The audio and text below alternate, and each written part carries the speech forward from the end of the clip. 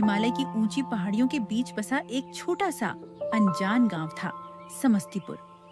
सर्दियों ने इस बार जैसे ठान लिया था कि यहाँ से जाने का नाम ही नहीं लेगी। बर्फीली हवाएं गलियों में सीटी बजाती घूमती और ठंड इतनी कड़क थी कि शाम ढलते ही पूरा गांव अपने अपने घरों में सिमट जाता। हर झोपड़ी के अंदर लकड़ियों की धीमी आंच जलती रहती और लोग कांपते हाथों को आग के पास फैलाकर खुद को किसी तरह गर्म रखने की कोशिश करते। लेकिन इस बार ठंड सिर्फ मौसम नहीं थी, मानो एक मुश्किल बनकर पूरे गांव पर उतर आई थी। गांव के किनारे एक टूटी सी झोपड़ी में एक परिवार रहता था, जिसकी गरीबी ठंड से भी ज्यादा चुभने वाली थी।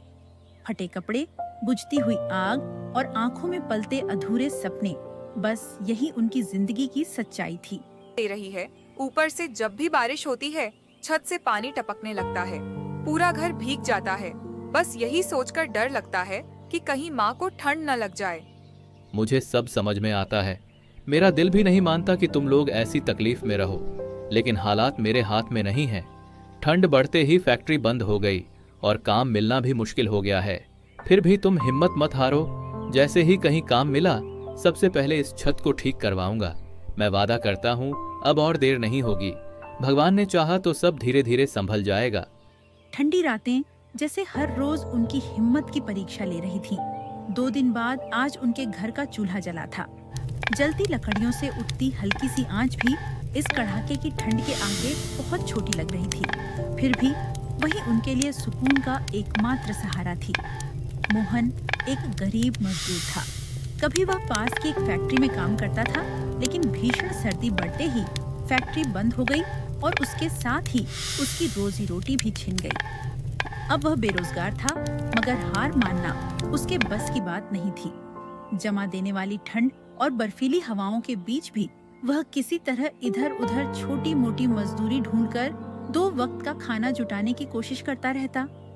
उस साल ठंड जैसे और भी ज्यादा बेरहम हो गई थी। रात होते ही हवाएं और तेज हो जाती और उनकी झोपड़ी की पतली दीवारें भी मानो ठंड से कांपने लगती, जैसे हर पल टूट जाने का डर हो। तभी एक दिन अचानक मौसम और बिगड़ गया। आसमान काले बादलों से घिर गया, तेज ठंडी हवा चलने लगी और पूरे गांव में अजीब सा सन्नाटा फैल गया। मोहन के मन में अनजानी बेचैनी उठने लगी। हे भगवान, ये मौसम अचानक इतना डरावना क्यों हो गया? ठंड तो पहले ही जान निकाल रही है, ऊपर से ये तेज हवाएं और काले बादल। दिल घबरा रहा है, कहीं कुछ बुरा न हो जाए। घर की हालत भी बहुत कमजोर है। अगर बारिश और बढ़ गई तो ये झोपड़ी कैसे टिकेगी? माँ और सुजाता को इस ठंड से कैसे बचाऊंगा? बस आज की रात किसी तरह शांति से कट जाए। प्रभु, बस इतना सहारा दे देना। जैसे यह सर्द रात किसी अनहोनी की शुरुआत होने वाली हो, तभी बारिश शुरू हो जाती है और मोहन भागते हुआ अपने घर आ जाता है। सुनिए, मैंने आपसे कई बार कहा था ना कि छत ठीक करवा लीजिए। देखिए अब हालत कितनी खराब हो गई है। बारिश का पानी अंदर तक आ रहा है। बहू, गुस्सा मत कर। बेटा भी क्या करे, हालात ही ऐसे रहे हैं। मेहनत करता है, फिर भी किस्मत साथ नहीं दे रही। तुम सही कहती हो, गलती मेरी ही है। मुझे पहले ही छत ठीक करवा देनी चाहिए थी। हर रोज यही सोचता रहा कि आज नहीं तो कल काम मिल जाएगा, फिर सब ठीक कर दूंगा। लेकिन वक्त निकलता गया और मैं कुछ कर नहीं पाया। अब भरोसा रखो, जैसे ही ये मौसम थोड़ा थमेगा, मैं किसी भी हाल में घर की मरम्मत करवाऊंगा। इस बार मैं अपनी जिम्मेदारी से पीछे नहीं हटूंगा। अभी आप दोनों पास रहिए, हिम्मत मत हारिए। हम इस मुसीबत से भी निकल जाएंगे। ठंड और बढ़ती जा रही है। मैं जानती हूँ आपकी मजबूरी है, लेकिन काम बार बार टलता गया। आज सच में बहुत घबराहट हो रही है। हे भगवान सब देख रहा है, धैर्य रखो। इस समय एक दूसरे का सहारा बनना ज्यादा जरूरी है। दोनों पति पत्नी आपस में बातें कर ही रहे थे कि तभी बगल के कमरे से छत टूटने की आवाज आई। वे पल भर के लिए डर गए। हे भगवान, ये कैसी जोर की आवाज आई? कहीं छत का कोई हिस्सा तो नहीं गिर गया? मुझे बहुत डर लग रहा है। ज्यादा सोचो मत, अभी एक पल भी यहाँ मत रुको। जल्दी बाहर निकलो, छत पूरी गिर सकती है। माँ को भी संभालो, तुरंत बाहर चलो। अब क्या करेंगे? चारों तरफ पानी भर गया है, पाँव भी ठीक से नहीं टिक रहा। ध्यान से चलो, घबराओ मत। बस बाहर निकल जाए, जान बची तो सब फिर से बना लेंगे। जल्दी जल्दी। कड़ाके की ठंड और तेज बारिश के बीच पति पत्नी अपनी बूढ़ी माँ के साथ मजबूर होकर घर के बाहर आ गए। ठंडी हवाएं शरीर को जमा रही थीं और बारिश की धाराएं लगातार गिर रही थीं। फिर भी वे तीनों एक दूसरे के पास खड़े रहकर सहारा बने रहे। बेटा, मुझे बहुत ठंड लग रही है। ये बारिश भी रुकने का नाम नहीं ले रही। अब हम कहाँ जाएंगे? शरीर कांप रहा है। डर लग रहा है कि इस खुले में कैसे रहेंगे। माँ, आप घबराइए मत।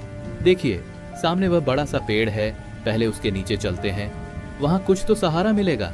आप मेरा हाथ थामे रहिए। जब तक मैं हूँ, आपको कुछ नहीं होने दूंगा। तीनों एक पेड़ के नीचे जाकर खड़े हो गए। बारिश अब और तेज हो चुकी थी और ठंडी हवा लगातार चल रही थी। तभी अचानक जोर की आवाज के साथ उनका घर भी ढह गया। अपना आशियाना टूटता देख मोहन की बूढ़ी माँ सावित्री की आंखों से आंसू बहने लगे। सब लोग बहुत दुखी थे। हे भगवान, मेरा घर उजड़ गया। सारी उम्र की कमाई एक पल में मिट्टी हो गई। अब इस बुढ़ापे में कहाँ जाऊंगी? इतनी ठंड और बारिश में हमारा क्या होगा? भगवान, मेरे बच्चों की रक्षा करना। माँ, अब यहाँ रुकना ठीक नहीं है। हमें किसी और जगह का सहारा ढूंढना होगा। जब तक ठंड और हालात ठीक नहीं होते, रहने का कोई दूसरा इंतजाम करना पड़ेगा। बेटा, इतनी कड़कड़ाती ठंड में हम कहाँ जाएंगे? शरीर में ताकत नहीं बची है।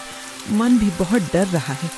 बस भगवान पर ही भरोसा है कि कोई रास्ता दिखा दे। आप चिंता मत कीजिए, मैं कुछ न कुछ जरूर करूँगा। मोहन और सुजाता समझ नहीं पा रहे थे कि अब क्या किया जाए, क्योंकि कड़कड़ाती ठंड में उनके पास रहने का कोई सहारा नहीं बचा था। रात जैसे तैसे बीती और पूरे एक दिन तक मूसलाधार बारिश होती रही। अगले दिन आखिरकार बारिश थम गई, लेकिन पीछे छोड़ गई थी ठंड, तबाही और अनिश्चित भविष्य। जैसे ही वे तीनों अपने टूटे हुए घर के पास पहुँचे, बिखरी हुई दीवारें और टूटी छत देखकर उनके दिल भर आए। अपना आशियाना उजड़ा हुआ देख उन्हें गहरा दुख हुआ।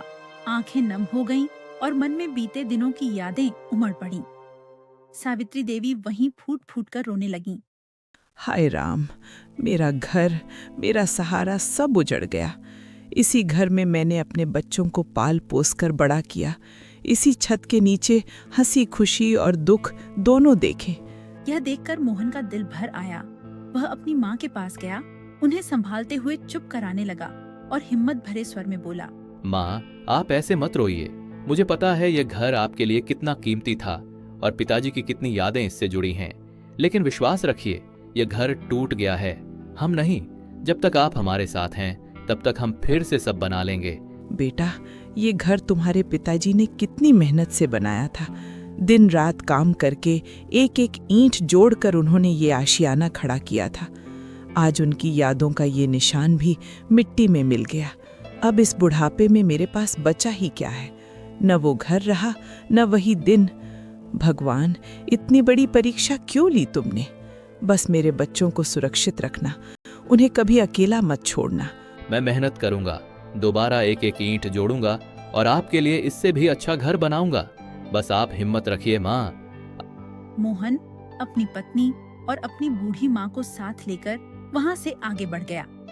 टूटे हुए घर को पीछे छोड़ते हुए वे काफी दूर निकल आए। तेज बारिश के बाद ठंड और भी ज्यादा बढ़ चुकी थी। शाम धीरे धीरे ढल रही थी, लेकिन सिर छुपाने की जगह की तलाश में तीनों अब भी थके कदमों से चलते जा रहे थे। सुनिए, अब मुझसे चला भी नहीं जा रहा। पैरों में जैसे जान ही नहीं बची। ठंड भी बहुत लग रही है। बेटा, ये बुढ़ापा भी बोझ बन गया है। शरीर थक गया है। लगता है अब एक कदम भी नहीं उठेगा। आप दोनों चिंता मत कीजिए, थोड़ी देर यहीं रुक जाइए। मैं पास ही से कुछ लकड़ियां इकट्ठा करके ले आता हूँ। आग जला लेंगे तो ठंड से थोड़ी राहत मिल जाएगी।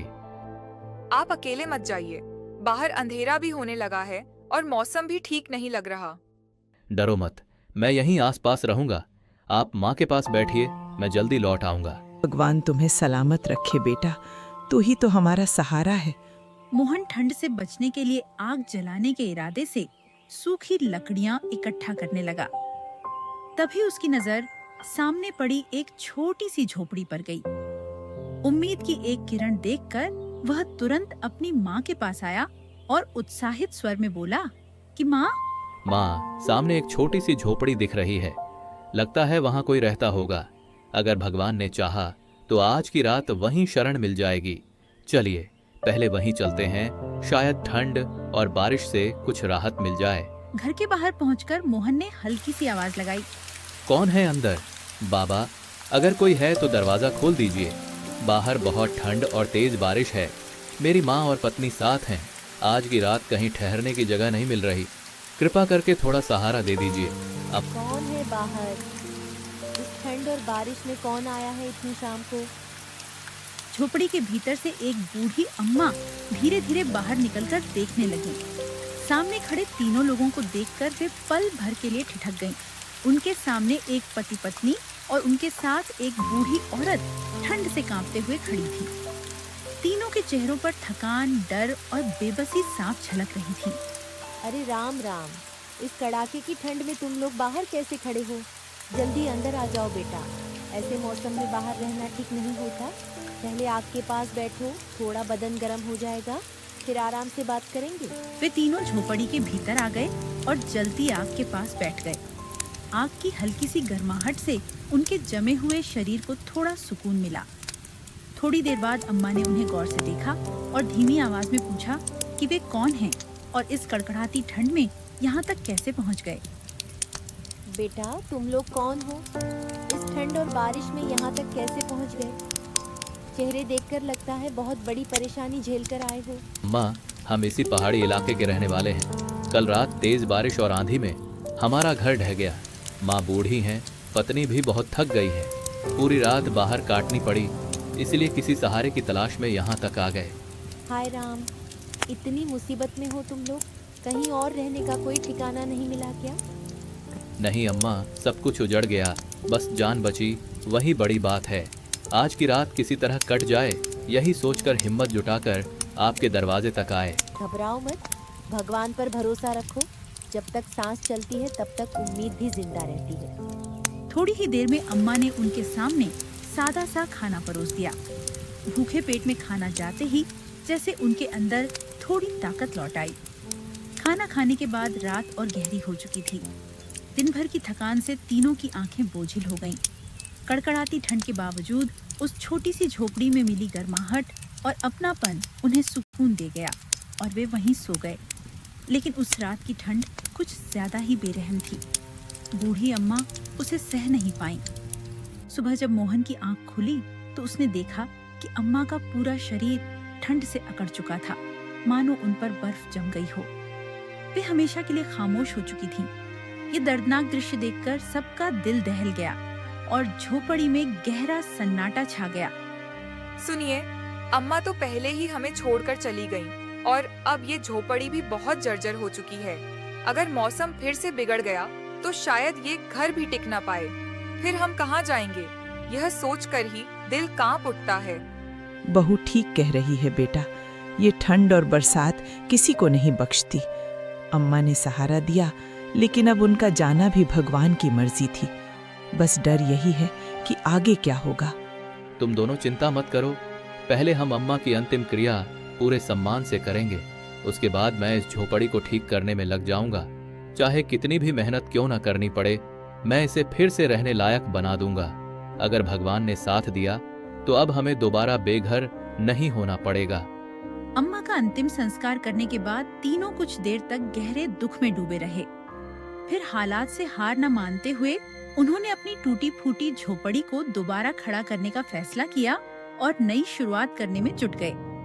सावित्री और सुजाता जंगल से लकड़ियां इकट्ठा करके लाईं और मोहन उन लकड़ियों को झोपड़ी के चारों ओर सलीके से लगाने लगा।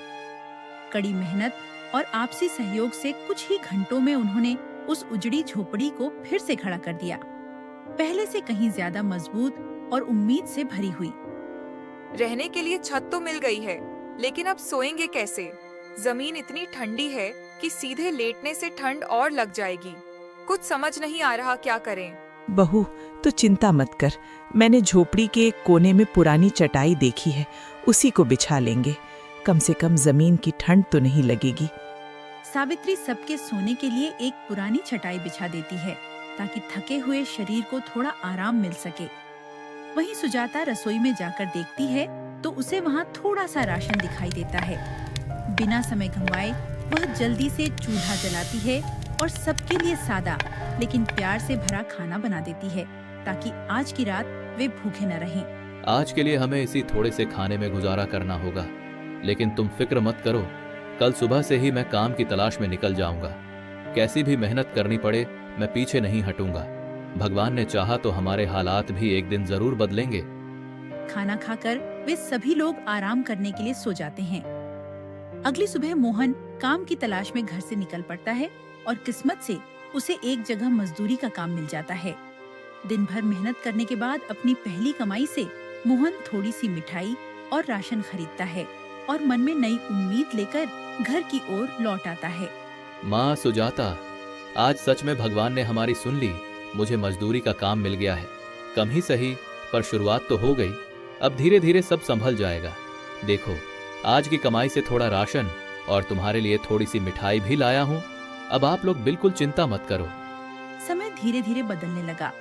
मोहन की मेहनत और ईमानदारी रंग लाने लगी और उसका जीवन फिर से पटरी पर आ गया। टूटी झोपड़ी अब एक सादा लेकिन सुरक्षित घर बन चुकी थी। सुजाता घर को संभालने लगी और सावित्री प्यार व आशीर्वाद से परिवार को जोड़े रखती थी। कठिनाइयों ने उन्हें तोड़ा नहीं बल्कि और मजबूत बना दिया।